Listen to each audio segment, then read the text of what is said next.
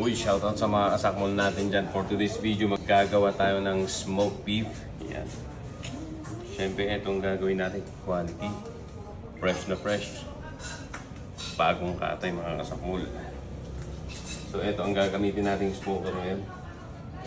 Yan. Sa mga hindi sanay sa ganitong smoker, ayan, huwag niyong gamitin kung hindi nyo pa sanay kasi sigurado masusunog yung pausukan ninyo. Ayan. So marami namang smoker dyan na magaganda. Ayan. Pwede nyo gamitin. Siyempre itong ginagamit natin ngayon, recycled material lang ito. Ayan. Yun. Ayan, pausok na ng baka. Shoutout sa mga mahilig sa baka dyan. Good morning, good morning. Ito yung isa sa malambot na parte ng baka, sirloin.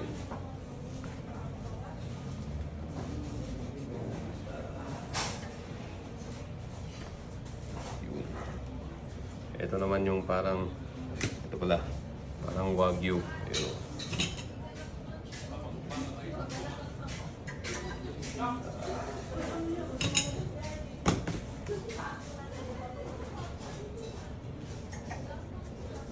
You know.